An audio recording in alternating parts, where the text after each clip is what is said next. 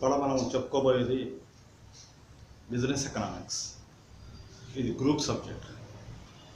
అందులో మనకి 5 యూనిట్లు ఉంటాయి.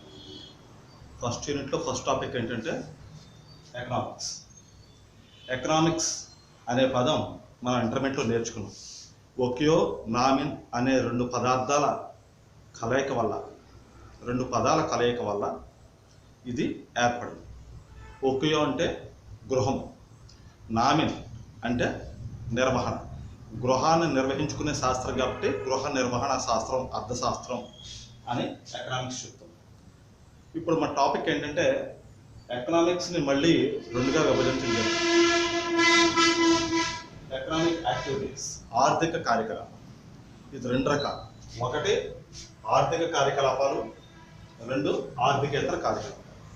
అంటే ఒకటి డబ్బుతో కూడింది, ఒకటి డబ్బుతో సంబంధం లేనిది ఒకటి. డబ్బుతో కూడింది ఒకటి, డబ్బుతో సంబంధం లేనిది. ఫస్ట్ దీని గురించి చెప్తాను. ఫస్ట్ది ఆర్థిక కార్యకలాపాలు. దీన్ని ఇంగ్లీష్లో ఎకనామిక్ యాక్టివిటీస్ అంటారు. ఎకనామిక్ యాక్టివిటీస్ అంటారు. అంటే కేవలం డబ్బుతో కూడిన పనుల గురించి మాత్రం చెప్పేది ఎకనామిక్ యాక్టివిటీస్. ప్రతి మనిషి ప్రతిరోజు ఏదో ఒక పని చేస్తూనే ఉంటాడు. అది కేవలం డబ్బు గురించే చేస్తారు. ఉచితంగా ప్రతిఫలం ఆశించకుండా ఎవడు చేయడు. ఎందుకంటే తన కుటుంబాన్ని పోషించుకోవడం కోసం, తన ఫ్యామిలీని నడుపుకోవడం కోసం, తను బతకడం కోసం ఏదో ఒక పని చేస్తూనే ఉంటాడు. కాబట్టి ఆ పని చేసిన దానికి ఆదాయం పొందుతాడు. అంటే డబ్బు గురించి ఎవడైనా ఏదైనా పని చేస్తాడు. ఆ వచ్చిన డబ్బుతో తన అవసరాలు తీర్చుకుని తన కుటుంబాన్ని పోషించుకుంటూ తను బతుకుతాడు. కాబట్టి డబ్బు గురించి ఎవడు ఏ పని చేసినా అటువంటి దాన్ని ఎకనామిక్ యాక్టివిటీస్, ఆర్థిక కార్యకలాపాలు అంటారు. ఫర్ ఎగ్జాంపుల్, కార్మికుడు వెళ్ళి కూలి పని చేసుకుంటాడు, డబ్బు సంపాదిస్తాడు. డబ్బు కోసమే. కూలివాడు రోజుకి 500, 300 తెచ్చుకుంటాడు. దేనికోసం? డబ్బు కోసం, తన కుటుంబాన్ని పోషించుకోవడం.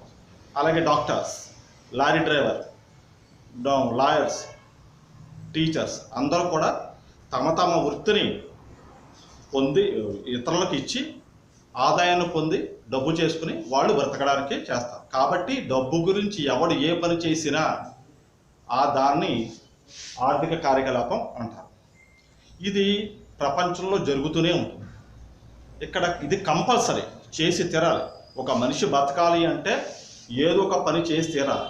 ఆ పని చేసిన దానికి ఉచితంగా చేయడు కాబట్టి ప్రతిఫలం ఆశిస్తాడు. ఏంటి? డబ్బు, ఆదాయాన్ని పొందడం కోసమే ఎవడేదైనా పని చేస్తాడు. కాబట్టి ఇది కంపల్సరీ. రోజు జరిగే పనుల్లో ఇది కంపల్సరీ. మనిషి బతకాలి అంటే ఈ రోజుల్లో డబ్బు ఉండాలి, ఆదాయం ఉండాలి. ఆదాయం పొందడం కోసం ప్రతివాడు పనిచేస్తాడు, తన కుటుంబాన్ని పోషించుకోవడం. కాబట్టి డబ్బు గురించి ఎవడు ఏ పని చేసినా అది ఎకనామిక్ యాక్టివిటీస్ అయిపోతుంది. ఓకే. ఇంకా దీనికి ఉదాహరణ ఏంటంటే చెప్పాను కదా, కార్మికుడు, కూలివాడు, లారీ డ్రైవరు, రైలు డ్రైవరు, బస్ కండక్టరు, ఆఖరికి పైలట్, ఎవడైనా సరే, బిచ్చగాడి దగ్గర నుంచి రాష్ట్రపతి వరకు కూడా ఎవరైనా సరే ఆదాయాన్ని పొందడం కోసమే చేస్తారు. ప్రజాసేవ, ఉచిత సేవ ఇక్కడ ఉండవు. కేవలం డబ్బు గురించే. కాబట్టి అటువంటి దాన్ని ఆర్థిక కార్యకలాపం అంటారు. దీన్ని ఇంగ్లీష్లో ఎకనామిక్ యాక్టివిటీస్, డబ్బుతో కూడిన పనులు చేసే కార్యక్రమాలని ఎకనామిక్ యాక్టివిటీస్ అంటారు. ఓకే. ఇప్పుడు నెక్స్ట్ది నాన్ ఎకనామిక్ యాక్టివిటీస్, ఆర్థికేతర కార్యకలాపాలు. డబ్బుతో ఏమాత్రం సంబంధం ఉండదు. అటువంటి దాన్ని ఆర్థికేతర కార్యకలాపాలు అంటారు. నాన్ ఎకనామిక్ యాక్టివిటీస్ అంటారు ఇంగ్లీష్లో. Non economic activities. డబ్బుతో ఏమాత్రం ఉండదు. అంటే ఒకటి, మనిషి కేవలం డబ్బే కాకుండా ఇతర విషయాల్లో కూడా పాల్గొంటాడు. సామాజిక కార్యక్రమాల్లో, తన సొంత విషయాల్లో, ఏదో ఒక దాంట్లో డబ్బు గురించి కాకుండా మిగిలిన విషయాల్లో కూడా పాల్గొంటూ ఉంటాడు. అటువంటి దాన్ని ఆర్థికేతర కార్యకలాపం. ప్రతిదానికి ఒక పని చేసినట్టు కేవలం డబ్బు గురించే కాదు, డబ్బు కానిది కూడా ఇంకా చాలా ఉంటాయి. అటువంటి దాన్ని ఆర్థికేతర కార్యకలాపాలు అంటారు. సెకండ్, ఇది నాన్ ఎకనామిక్ యాక్టివిటీస్. ఇది వాలంటరీ, స్వచ్ఛందం, నిర్బంధం కాదు, స్వచ్ఛందంగా చెయ్యొచ్చు, చెయ్యకపోవచ్చు. ఏదైనప్పటికీ కూడా ఒక వ్యక్తి తన పని చేసుకున్నాడంటే ప్రతిఫలం ఆశించి చేస్తే ఆర్థిక కార్యకలాపం ఇవ్వదు. స్వతహాగా మంచితనంతో జాలి దయతో చేసుకుని ఎదరవాడికి సహాయం చేద్దాం ఉద్దేశంతో చేస్తే మటుకు ఇది ఆర్థికేతర కార్యకలాపం అయిపోతుంది. కాబట్టి దీన్ని నాన్ ఎకనామిక్ యాక్టివిటీస్ అంటారు. ఫర్ ఎగ్జాంపుల్, ప్రతిఫలం ఆశించకుండా చేసేది ఇది అయిపోతుంది. కాబట్టి ఫర్ ఎగ్జాంపుల్ ఏంటంటే మత బోధన చేయడం, మత ప్రచారం చేయడం, మత గ్రంథాలను చదవడం. మత గ్రంథాలు అంటే భగవద్గీత, ఖురాన్, బైబిల్ ఏదైనప్పటికీ కూడా అది చదవడం, దైవ దర్శనాలు చేసుకోవడం, పుణ్యక్షేత్రాలు సందర్శించడం, తిరుపతి, షిరిడి, మక్కా మసీదు, అలాగే ఇక ఇతర చర్చిలు ఏదైనప్పటికీ కూడా సందర్శించడం, లేని వాడికి సహాయం చేయడం, ఒక బ్లైండ్ మ్యాన్ని రోడ్ క్రాస్ చేసి ఇంకా ఇలాగా పక్క ఆ వీధిలోంచి ఈ వీధిలోకి క్రాస్ చేయించడం, అలాగే కష్టంలో ఉన్న వారిని ఆదుకోవడం, ఓటు వేయడం, ప్రభుత్వాన్ని ఎన్నుకోవడం, ఎలక్షన్లో పాల్గొనడం, ఇవన్నీ కూడా చెయ్యాలి అని రూల్ ఏం లేదు. చెప్పాం కదా, ఇది స్వచ్ఛందం, నిర్బంధం కాదు. చెయ్యొచ్చు, చెయ్యకపోవచ్చు, తన ఇష్టం మీద ఆధారపడి ఉంటుంది. కాబట్టి ఇది స్వచ్ఛందం. ఏదైనప్పటికీ కూడా ఇది స్వచ్ఛందం. ఏదైనా సరే ఇక్కడ కంపల్సరీ అని కాదు, తన ఇష్టాన్ని బట్టి తనకు ఓపిక ఉండి చెయ్యాలని ఉద్దేశం ఉండి ఎదరవాళ్ళకి సహాయం చేయాలని ఉద్దేశం ఉంటే చెయ్యొచ్చు, లేకపోతే లేదు. ఇది స్వచ్ఛందం, వాలంటరీ, నాట్ కంపల్సరీ. ఓకే, కాబట్టి ఇది చెయ్యవలసిన పని అనే కాదు, తన సమయాన్ని బట్టి తన వీలుని బట్టి చేస్తాను. ఇప్పుడు చెప్పారు కదా, పుణ్యక్షేత్రం వెళ్ళాలి, వెళ్ళకపోతే కొంపలే మునిపోలేదు. ఏదో దేవుడిది చదువుకోవాలి, టైం లేదు. చదువుకోకపోతే కొంపలే మునిపోలేదు. చదువుకుంటే మంచిది, కానీ టైం లేదు కాబట్టి లేదు. ఏదో ఓటు వేయాలి, ఎవరికో ఒంట్లో బాగోలేదు, ఓటు వేయడం మానేస్తాడు, తన వాళ్ళని హాస్పిటల్లో చూసుకుంటాడు. కాబట్టి ఇక్కడ కంపల్సరీ అనేది లేదు. తన వీలుని బట్టి సహాయం చేయాలనే ఉద్దేశాన్ని బట్టి తను చేస్తూ ఉంటాడు. కాబట్టి ఇది నిర్బంధం కాదు, ఇది మాత్రం నిర్బంధం. ఓకే, ఇప్పుడు అలాగే మత బోధన చేయడం, మత గ్రంథాలు చదవడం, ఇవన్నీ కూడా ఈ కేటగిరీకి వస్తాయి. అంటే డబ్బుతో కానివి చాలా ఉన్నాయి, ఇంకా డబ్బుతో కానివి చాలా ఉన్నాయి, వాటిల్లో పాల్గొంటాడు. కాబట్టి దీన్ని నాన్ ఎకనామిక్ యాక్టివిటీస్ అంటారు. భార్య భర్తకు చేసే సేవ, ఉచిత సేవ, అది డబ్బు ఆశించదు. ఏ భార్య కూడా భర్తకి సేవ చేసినప్పుడు, పిల్లలకి సేవ చేసినప్పుడు డబ్బు ఆశించి ప్రతిఫలం ఆశించి చేయదు. తన బాధ్యత చెయ్యాలి అక్కడ, ఇక్కడ డబ్బుతో కూడింది కాదు. అలాగే తల్లిదండ్రులకి కొడుకు చేసే సేవ, తల్లిదండ్రులకు కొడుకు ఏ పని చేసినప్పటికీ కూడా ప్రతిఫలం ఆశించి డబ్బు ఆశించి చేయడు, తన బాధ్యత కాబట్టి చెయ్యాలి.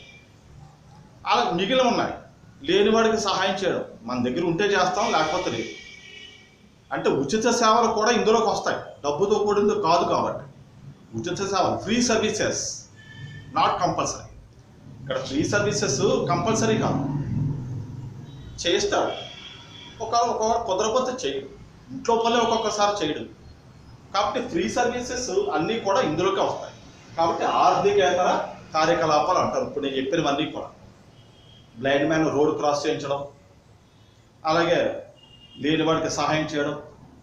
ఇప్పుడు మన పిల్లలు ఉంటారు, ఇయర్ అంతా అయిపోతుంది, ఆ బుక్స్లో వైట్ పేజెస్ అన్నీ చెప్పేసి ఒక రబ్బ కుట్టించి బైండింగ్ చేయించి ఒక లేనివాడికి ఇచ్చామనుకోండి, ఒక చిన్నవాడికి లేనివాడికి ఇచ్చాము, వాడు ఆ బుక్ని యూజ్ చేసుకుంటాడు. అది వాలంటరీగా సహాయం చేయడం, డబ్బుతో కూడింది కాదు. కాబట్టి ఇదంతా కూడా నిర్బంధం కాదు, స్వచ్ఛందం, కేవలం voluntary services are not compulsory, voluntary. Okay, ఇది కాబట్టి ఇప్పుడు రెండుగా చెప్తాం, ఆర్థిక కార్యకలాపాలు, ఆర్థికేతర కార్యకలాపాలు. కేవలం డబ్బుతో గురించి, డబ్బు పొందడం గురించి, డబ్బు సంపాదించడం గురించి, ఆదాయాన్ని పొందడం గురించి చెప్పేది ఆర్థిక కార్యకలాపాలు. ఎవడు ఏ పని చేసినా డబ్బు గురించి చేస్తాడు కాబట్టి అదంతా కూడా ఇదే చూడు, ఎకనామిక్ యాక్టివిటీస్. డబ్బుతో చేయింది ఎవడు ఏం చేయడు ఈ రోజుల్లో. ప్రతి పని డబ్బు గురించి చేస్తాడు, ప్రతిఫలం ఆశించి చేస్తాడు. తన పని మానుకుని ఎవడు ఏ పని చేయడు ఉచితంగా. కాబట్టి ఆర్థిక కార్యకలాపాలు. డబ్బు కార్యక్రమాలు కాకుండా, డబ్బుతో సంబంధం లేకుండా కొన్ని ఉంటాయి. అది తన ఇష్టం మీద ఆధారపడి ఉంటుంది. స్వచ్ఛందంగా తన మనసులో నుంచి ఆ భావన రావాలి, చెయ్యాలనే భావన. కాబట్టి అదంతా కూడా ఆర్థికేతర కార్యకలాపాల కిందకు వస్తుంది. సో ఓకే, ఇది ఎకనామిక్స్. దాన్ని డివైడ్ చేస్తే non economic activities, non economic activities, ఈ రెండుగా విభజించడం జరిగింది. ఇది దాని గురించి. ఇప్పుడు తేడాలు ఇప్పుడు మనం చెప్పుకున్నవే తేడాలు వచ్చేస్తాయి. కేవలం ఇప్పుడు మనం చెప్పుకున్నవే తేడాలు వస్తాయి. ఫస్ట్ది కేవలం డబ్బు గురించే చెబుతుంది.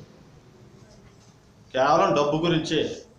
డబ్బు గురించి చేసే పని, ఆదాయం పొందే పని, ఏ పని చేసినా అది ఆర్థిక కార్యకలాపం కిందకే వస్తుంది మొత్తం అంతా కూడా. ఇది ఫస్ట్. ఇంకా అందులోకి వెళ్తే డబ్బుతో సంబంధం కానిది, అది కాకుండా ఏ పని చేసినప్పటికీ కూడా ఇందులోకి వస్తుంది. డబ్బు, ఆదాయం పొందడం, లాభం పొందడం, అలా కాకుండా చేసి ఏ పని చేసినప్పటికీ కూడా నాన్ ఎకనామిక్ యాక్టివిటీస్లోకే వస్తుంది. First point. సెకండ్, దీనికి ఉదాహరణ ఏంటి? కార్మికుడు, లారీ డ్రైవర్, కూలీవాడు, డాక్టర్, లాయర్, వ్యవసాయదారు, వ్యవసాయం పండిస్తాడు, తన మీద లాభం పొందుతాడు. అలాగే టీచర్, కాంట్రాక్టర్, ఇంజనీర్, డాక్టర్, వీళ్ళంతా కూడా కూలివాడి దగ్గర నుంచి పెద్ద వాళ్ళ దాకా కూడా ఇందులోకి వస్తారు. ఎందుకంటే వాళ్ళ శ్రమని పెట్టుబడిగా పెట్టి మొత్తం అంతా కూడా ఆదాయాన్ని పొంది తన కుటుంబాన్ని పోషించుకోవాలి. కాబట్టి వీళ్ళంతా కూడా ఇందులోకి వస్తారు.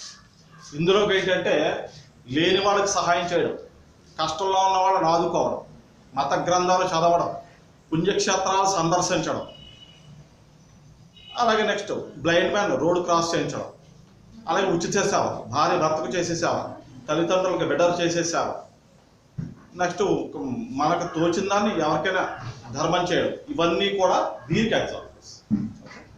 అది సెకండ్ పాయింట్. నెక్స్ట్, దీనికి జాలి, దయ, అయ్యో పాపం, ధర్మం, నీతి, నిజాయితీ అని మారల్ వాల్యూస్తో దీనికి సంబంధం లేదు. నైతిక విలువలు, మారల్ వాల్యూస్, జాలి, దయ, గుణం, మంచితనం, చెడు, దాంతో సంబంధం లేదు. కేవలం డబ్బు సంపాదించడమే దీని యొక్క మెయిన్ ఉద్దేశం. డబ్బు సంపాదించి తన కుటుంబాన్ని పోషించుకోవడం గురించి చెబుతుంది. మంచితో కానీ, చెడుతో కానీ, ధర్మం, అధర్మం, న్యాయం, అన్యాయం, మంచి, చెడు, నీతి, నిజాయితీ, ఇటువంటి పదార్థం దీనికి సంబంధం లేదు. పేరులోనే ఉంది ఎకనామిక్ యాక్టివిటీస్. కేవలం డబ్బు గురించి పని చేసే దాని గురించి చెప్పే పనులు కాబట్టి దీనికి ఇది చెప్తాం. దీనికి అలా కాదు, ఇక్కడ మనసుతో చేస్తాడు కాబట్టి డబ్బుతో కాకుండా జాలి, దయ, ధర్మం, న్యాయం, మంచితనం, చెడుతనం, ఇది మంచి చేస్తే మంచిది, ఇది చేస్తే పాపం, ఇది చేస్తే పుణ్యం, ఇది అధర్మం, ఇది ధర్మం అని వాటితో సంబంధం ఉంటుంది. ఎందుకంటే డబ్బు కాదు ఇక్కడ, తన మనసుతో చేస్తున్నాడు. అయ్యో అనవసరంగా ఒక వ్యక్తిని మనం కొడుతున్నాం, అది పాపం అని ఆలోచిస్తుంది. లేని వాడికి సహాయం చేస్తే పుణ్యం, మన దేవుడు చూస్తాడు అనేది ఇది చెబుతుంది. కాబట్టి స్వచ్ఛందంగా చేస్తున్నాడు కాబట్టి జాలి, దయ, గుణం ఇవన్నీ కూడా దీనికి సంబంధించారు. ఏంటి? Non economic activities. ధర్మం, అధర్మం, పాపం, పుణ్యం అవన్నీ కూడా దీనికి సంబంధించారు. అది థర్డ్ పాయింట్. నెక్స్ట్, ఆదాయాన్ని ఎలా పొందాలి, డబ్బుని ఎలా సంపాదించాలి, ఆ ఆదాయం పొందే మార్గాలు ఎటువంటివి, అటువంటి విషయాలు ఈ చెప్తుంది. ఎలా పొందాలి, ఎలా ఖర్చు చేయాలి, ఎలా దాచుకోవాలి, కుటుంబాన్ని ఎలా పోషించుకోవాలి, దానికోసం ఎంత కష్టపడాలి, ఎలా ఆదాయాన్ని పొందాలి, ఇంకా పెరగాలి, ఆదాయం పెరగాలి, ఇంకా ఎలా పెరగాలి అనే దాని గురించి చెప్పేది ఎకనామిక్ యాక్టివిటీస్. ఓకే. ఇంకా దీనికి ఇక్కడ ఏంటంటే కేవలం సామాజిక శ్రేయస్సు గురించి వస్తుంది. అందరూ శ్రేయస్సు, సమాజంలో అందరూ బాగుండాలి, అందరూ హెల్తీగా ఉంటే మనం కూడా హెల్తీగా ఉంటాం, అందరూ బాగుంటే మనం కూడా బాగుంటాం. కాబట్టి సామాజిక శ్రేయస్సు, సంఘ శ్రేయస్సు, సొసైటీ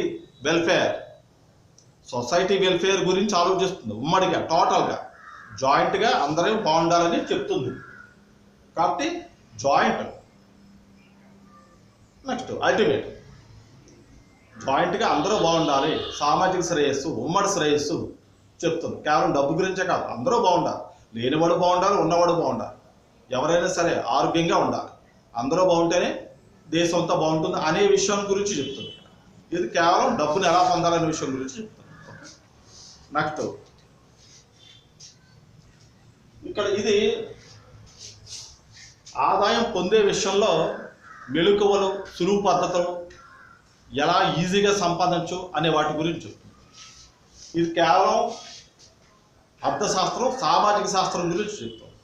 అర్థశాస్త్రం, సామాజిక శాస్త్రం అది ఒక శాస్త్రం కాదు, సామాజిక శాస్త్రం. అన్ని శాస్త్రాలతోటి సంబంధం ఉంటుంది. ప్రపంచమంతా డబ్బుతోనే ముడిపడి ఉంది, కానీ అయినప్పటికీ కూడా ఇతర శాస్త్రాలతో కూడా ఉంటుంది. కేవలం అర్థశాస్త్రం కాదు, అర్థశాస్త్రం, సామాజిక శాస్త్రం అంటే అన్ని శాస్త్రాలతో సంబంధం ఉంటుంది. కేవలం డబ్బే కాదు, మిగిలిన విషయాలతో కూడా, రాజకీయాలు, ఆటలు, క్రీడలు, మతం, నెక్స్ట్ అలాగే సాంఘికం, అన్ని విషయాల్లోనూ సంబంధం ఉంటుంది. కేవలం డబ్బే కాదు, అన్ని విషయాల్లోనూ అన్ని శాస్త్రాలతోనూ సంబంధం కలిగి ఉంటుంది. ఓకే, నెక్స్ట్ ఇక్కడ మనకి ఇష్టం ఉన్నా లేకపోయినా మన కుటుంబాన్ని పోషించుకోవడం కోసం కష్టపడి పనిచేయాలి. మనకి ఇష్టం లేకపోయినా కష్టపడి పనిచేసి కుటుంబాన్ని పోషించుకోవడం కోసం డబ్బుని సంపాదించాలి. Economic activities. మనకి ఇష్టం లేదు అయినా సంపాదించాలి, మనకు ఉంటో బాగోలేదు అయినా వెళ్ళాలి. ఏ రోజు వెళ్ళకపోతే ఆ రోజు కూలి డబ్బులు రావు ఒక కూలివాడికి, కానీ వెళ్తాడు. ఒకరోజు ఇంట్లో బానిస్తూ కూర్చున్నాడు అనుకో, వాడికి ఆదాయం రాదు, ఆ రోజు వచ్చే ఆదాయం పోతుంది. కాబట్టి ఇష్టం ఉన్నా లేకపోయినా తన కుటుంబాన్ని పోషించుకోవడం కోసం కష్టపడి పనిచేసి ఆదాయాన్ని పొందుతారు. ఇక్కడ నిర్బంధం, వెళ్ళి తీరాలి, ఆదాయాన్ని పొందాలి, వెళ్ళి తీరాలి. కాబట్టి ఇక్కడ ప్రతివాడు కూడా కష్టపడి పనిచేస్తాడు. తన మనసును చంపుకొని ఒంట్లో ఆరోగ్యంగా ఉన్నా లేకపోయినా, తనకి ఇష్టం ఉన్నా లేకపోయినా, తన కుటుంబాన్ని పోషించుకోవడం కోసం, తను బతకడం కోసం, తనవాడను బతికించుకోవడం కోసం వెళ్ళి కష్టపడి పనిచేసి ఆదాయాన్ని పొందుతారు. కాబట్టి ఇది ఆర్థిక కార్యకలాపం, ఎకనామిక్ యాక్టివిటీస్ అంటారు. ఇక్కడ అలా కాదు, స్వచ్ఛందం, నిర్బంధం కాదు. మన ఓపికను బట్టి, మన ఇష్టాన్ని బట్టి, మన వీలుని బట్టి, మన ఆరోగ్యాన్ని బట్టి చేయొచ్చు. ఫర్ ఎగ్జాంపుల్, టైం అయిపోతుంది, ఎవరికో సహాయం చేయాలి, మనకు టైం అయిపోతాం, తర్వాత చేయొచ్చు, కొంపలే మూలిపోలేదు. కానీ తన పని ఆపేసుకుని చేయాలని రూలే లేదు. స్వచ్ఛందం, వాలంటరీ, పేరులో ఉంది స్వచ్ఛందం. ఇష్టం ఉంటే చేయొచ్చు, ఇష్టం లేకపోతే చేయొచ్చు. ఇక్కడ నిర్బంధం కాదు, తన వీలుని బట్టి, తనకున్న సహాయం చేసే బుద్ధిని బట్టి, తన అవకాశాన్ని బట్టి సహాయం చేయొచ్చు. నెక్స్ట్ ఫర్ ఎగ్జాంపుల్, తిరుపతి వెళ్ళాలి, ఇప్పుడు కరోనా కుదరదు, తర్వాత వెళ్తాడు, కొంపలే మూలిపోలేదు, నిర్బంధం కాదు ఇక్కడ. అలాగే ఎవరికో ఒంట్లో బాగోలేదు, తీసుకెళ్తాడు, తన టైంని బట్టి పక్క వాళ్ళకి అప్పగించి వెళ్ళిపోతాడు. అంటే ఒక వ్యక్తి కంపల్సరీ పని చేయాలి, కంపల్సరీ చేసి తీరాలి అనేది ఇక్కడ ఉండదు. వాలంటరీ, స్వచ్ఛందంగా చేయాలి. కాబట్టి ఇటువంటి పనులని కూడా ఆర్థికేతర కార్యకలాపం అంటారు. అంటే ఇది కంపల్సరీ చెయ్యాలి, నిర్బంధం, నీకు ఇష్టం ఉన్నా లేకపోతే కంపల్సరీ చేసి తీరాలి. ఇది అక్కడ అలా ఉండదు, తన ఇష్టాన్ని బట్టి, తన వీలుని బట్టి చేస్తాడు, చేయాలని రూలేం లేదు. కాబట్టి ఇది స్వచ్ఛందం. కాబట్టి దీని ఆర్థికేతర, పేరును ఆర్థికేతర, డబ్బుతో సంబంధం లేకుండా ప్రతి పని చేసేది ఆర్థికేతర కార్యకలాపం, నాన్ ఎకనామిక్ యాక్టివిటీస్ అంటారు. ఇది దీని గురించి. ఓకే, కాబట్టి ఫస్ట్ పార్ట్ ఏంటి మనకి, economics divided into 2 parts. One of the economic activities and second one non-economic activities. Economic activities are compulsory activities. It must be, should and must. This is voluntary. This is voluntary. Options. So many options there. చెయ్యొచ్చు, చెయ్యకపోవచ్చు. Non-economic activities. Non-economic activities. చెయ్యొచ్చు, చెయ్యకపోవచ్చు. Must and షుడ్గా చేయాలని లేదు. There are so many options. Okay, ఇది మన యొక్క part. ఇది compulsory మనకి 10 మార్కులకి ఇస్తాం. 5 మార్క్స్కి డిఫరెన్సెస్ ఇస్తాం.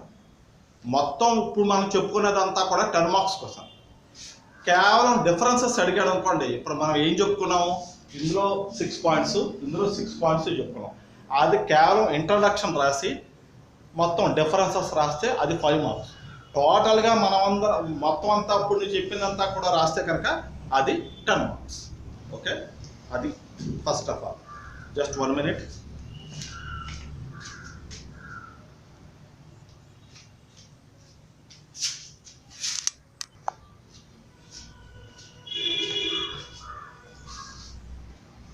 మనకి సిలబస్లో నెక్స్ట్ టాపిక్ 5 మార్క్స్ కోసం చక్రీయ ఆదాయ ప్రవాహం. దాని ఇంగ్లీష్లో సర్క్యులేషన్ ఆఫ్ ఫ్లో ఇన్కమ్ అంటారు. Circulation of flow income. మనకి ఆర్థిక వ్యవస్థలో 3 రకాల వ్యక్తులు ఉంటారు. అది ఒకటి కుటుంబ రంగం, ఫ్యామిలీ, బిజినెస్, వ్యాపార రంగం, గవర్నమెంట్. 3 రకాలు. ఒకటి ఫ్యామిలీ, 2 బిజినెస్,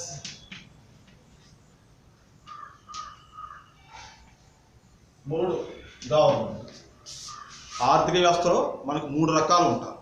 ఒకటి కుటుంబ రంగం, ఫ్యామిలీ, రెండోది బిజినెస్, వ్యాపార రంగం, మూడోది ప్రభుత్వ రంగం.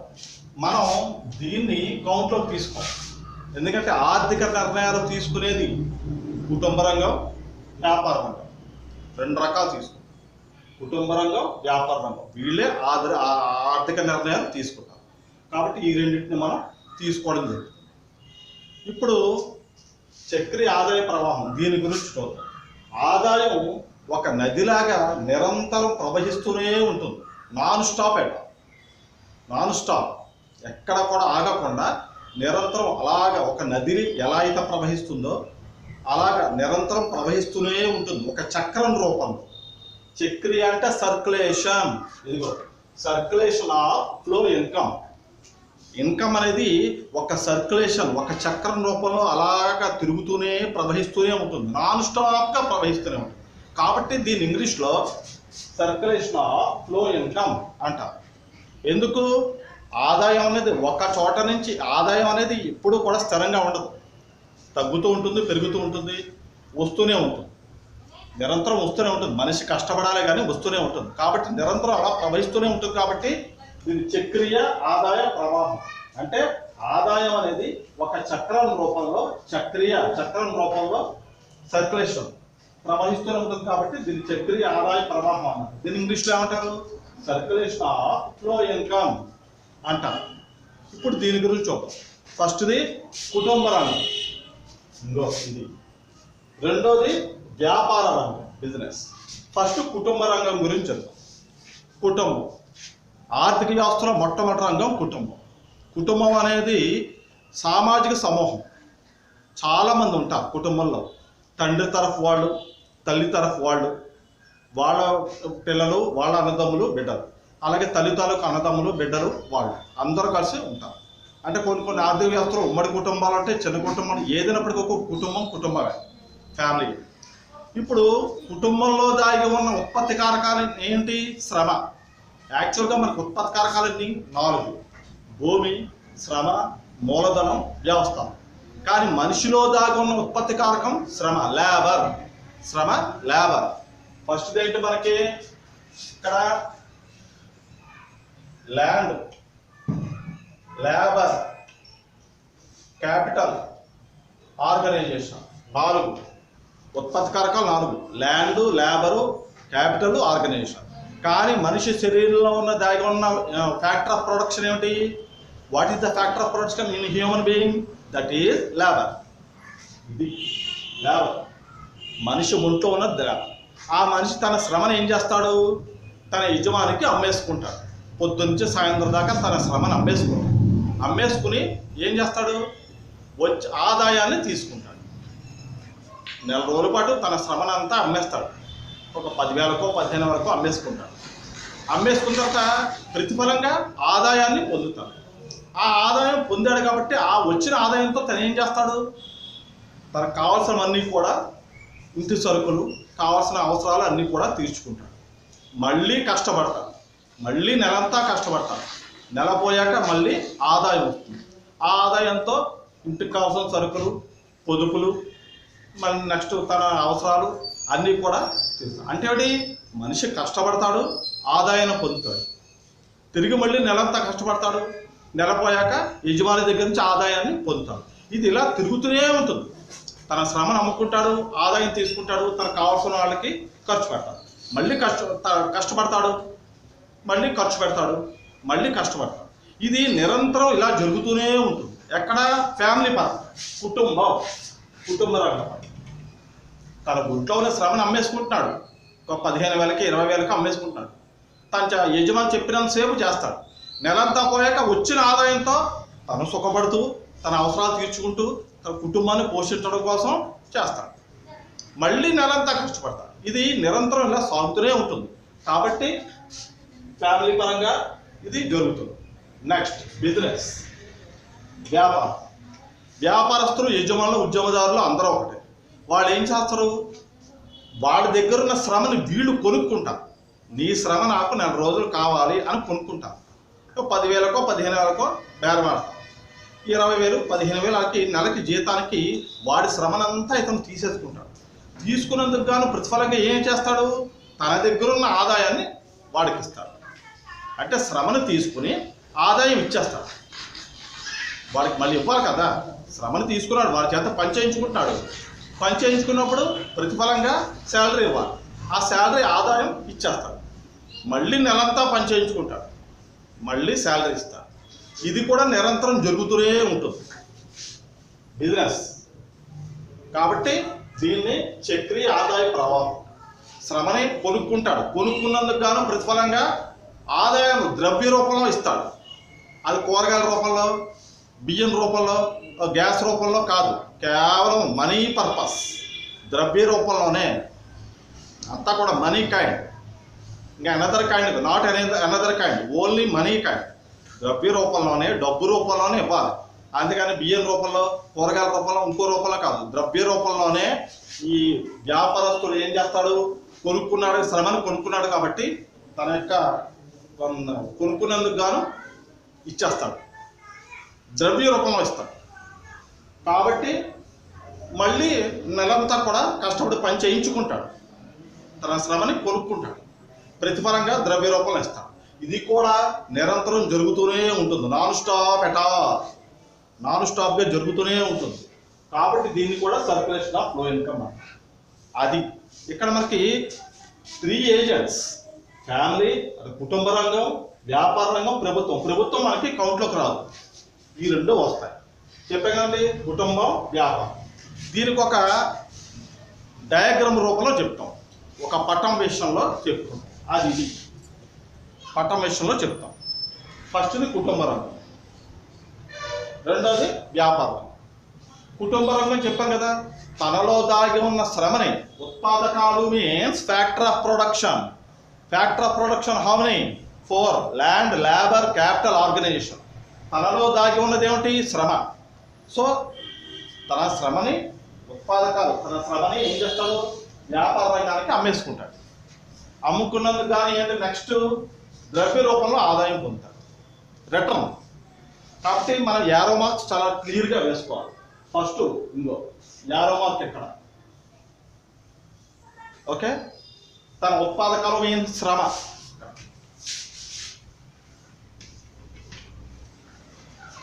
తన లేబర్, తన ఒంట్లో ఉన్న శ్రమని యజమాని వ్యాపార రంగానికి అమ్మేశాడు.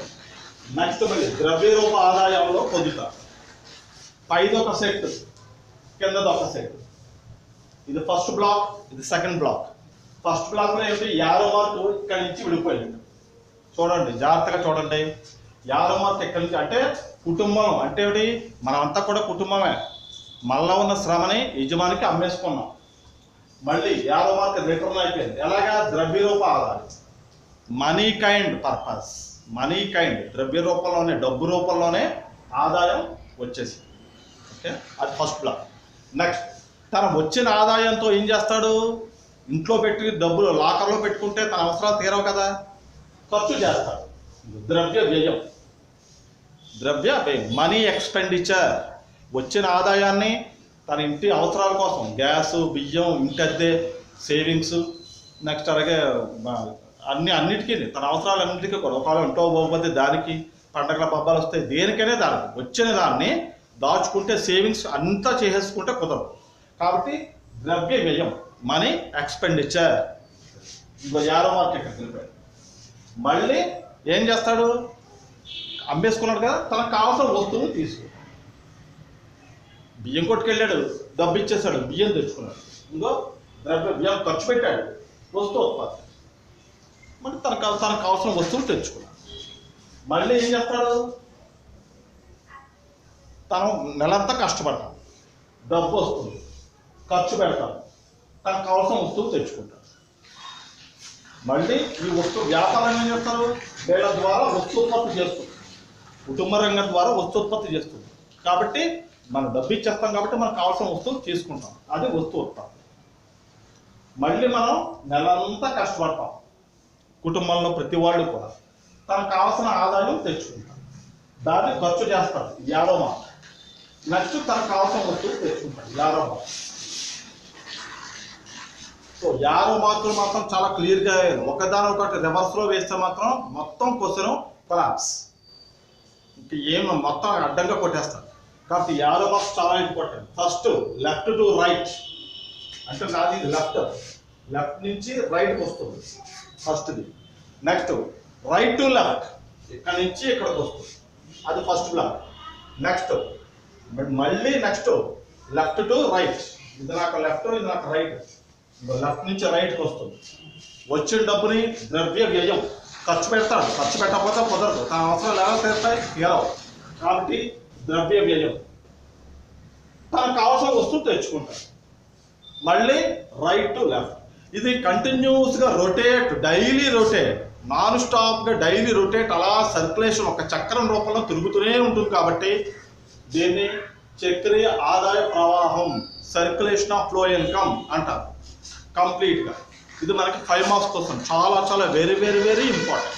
ఓకే, ఇది డయాగ్రామ్ మాత్రం పెన్సిల్తోనే వెయ్యాలి, ఎందుకంటే ఒకవేళ మనకి ఏదైనా మిస్టేక్ వస్తే ఎర్రర్స్ చేసుకుని తిరిగి మనం రీడ్రా తిరిగి మనం మళ్ళీ సరిగ్గా వేసుకోవడానికి ఉపయోగపడుతుంది. పెన్తో వేసి రాంగ్ వస్తే కొట్టేస్తే ఇంప్రెషన్ ఉండదు, తప్పు మార్క్స్ వేస్తాం. వేసే ప్రతి డయాగ్రామ్, ఎకనామిక్స్ అంటేనే డయాగ్రామ్స్ అని కూడా పెన్సిల్తోనే వేయాలి, పెన్సిల్తో వేయడమే అలవాటు చేసుకోవాలి. నేను డిగ్రీ పెన్తో వేస్తాను అంటే కుదరదు, పెన్న కన్నా పెన్సిల్ చాలా ఇంప్రెసివ్గా ఉంటుంది. కాబట్టి పెన్సిల్తో వేయాలి. మెయిన్ 50 మార్క్స్ చూసుకోవాలి. 50 మార్క్స్ రాంగ్ వేస్తే మొత్తం డయాగ్రామ్ కింద మ్యాటర్ చూడడం, డయాగ్రామే చూస్తాడు. ఫస్ట్ ఆఫ్ ఆల్ తన లుక్ డయాగ్రామ్ మీద పడుతుంది కాబట్టి డయాగ్రామే చూస్తాడు. డయాగ్రామ్ రాంగ్ అయితే కింద మ్యాటర్ కరెక్ట్ అయినా కొట్టి పడేస్తాడు. కాబట్టి డయాగ్రామ్ మస్ట్ అండ్ షుడ్గా పెన్సిల్తోనే వెయ్యండి అందరూ కూడా. సో 50 మార్క్స్ చాలా ఇంపార్టెంట్. ఇది 5 మార్క్స్ కోసం. ఓకే, ఇక్కడ ఏంటంటే కుటుంబ రంగం, వ్యాపార రంగం. కుటుంబ రంగం family sector, house hold sector, దీని ఇంగ్లీష్లో ఏమంటారు, కుటుంబ రంగాన్ని ఇంగ్లీష్లో కుటుంబం, కుటుంబ రంగం. హౌస్ హోల్డ్ సెక్టార్, వ్యాపార రంగం, బిజినెస్ సెక్టార్, ఇది ఇంగ్లీష్లో. ఇది ఉత్పాదకాలు అంటే ఫ్యాక్టర్ ఆఫ్ ప్రొడక్షన్. అంటే 4 ఉత్పత్తి కారకాలు. అంటే మనిషిలో దాగి ఉన్నది ఏమిటి, లేబర్. ఫస్ట్ ఇది ల్యాండ్, లేబర్, క్యాపిటల్, ఆర్గనైజేషన్, భూమి, శ్రమ, మూలధనం, వ్యవస్థ. అందులో మనిషిలో దాగి ఉన్నది ఏమిటి, మనం కష్టపడి పనిచేస్తాం కాబట్టి మనలో దాగి కనబడదు, విజిబుల్గా కాదు, నాన్ విజిబుల్, ఫిజికల్గా కనబడదు. కాబట్టి శ్రమ, దాన్నే మనం అమ్ముకుంటాం, కష్టపడి పనిచేస్తాం. పనిచేసినందుకు గాను నెలంతా పోయాక డబ్బు రూపంలోనే ఆదాయం పొందుతాం. అది ఇక్కడ ఏంటి, ద్రవ్య రూప ఆదాయం, ఇన్కమ్, మనీ ఇన్కమ్. అది అయిపోతుంది. వచ్చిన ఆదాయాన్ని ఏం చేస్తాడు, మళ్ళీ ఖర్చు చేస్తాడు. మనీ ఎక్స్పెండిచర్ అంటే ఖర్చు పెడతాడు. ఖర్చు పెట్టకపోతే వచ్చిన 20,000 లాకర్లో పెట్టి తలుపేసేసుకుంటే తన అవసరాలు ఎలా తెలుస్తాయి, నాట్ అట్ ఆల్, కుదరదు, ఇది ఇంపాసిబుల్. కాబట్టి వచ్చిన ఆదాయాన్ని తన అవసరాల కోసం మొత్తం ఖర్చు పెడతాడు. తనకు కావాల్సిన వస్తువు తీసుకుంటాడు, మళ్ళీ వ్యాపారానికి ఇచ్చేస్తాడు. బియ్యం కొట్టుకెళ్ళి బియ్యం ఇచ్చేస్తాడు, గ్యాస్ బుక్ చేసేస్తాడు, ఇంటి రెంట్ ఇచ్చేస్తాడు, అన్నీ కూడా ఖర్చు పెట్టేస్తాడు. మళ్ళీ నెలవారీ సరుకులన్నీ కూడా తెచ్చుకుంటాడు. ఎవరు, ఇక్కడి నుంచి ఇక్కడ తెచ్చుకోవడం, ఖర్చు పెడతాడు, కష్టపడతాడు, ఆదాయం వస్తుంది. Arrow marks very very very important. ఇది మన యొక్క 5 మార్క్స్ కోసం. ఇది మస్ట్ అండ్ షుడ్గా ఫస్ట్ చాప్టర్లో మనకి మస్ట్ అండ్ షుడ్గా మా సర్క్యులేషన్ ఆఫ్ ఫ్లో ఇన్కమ్ అనేది very very important. Okay, 1 minute.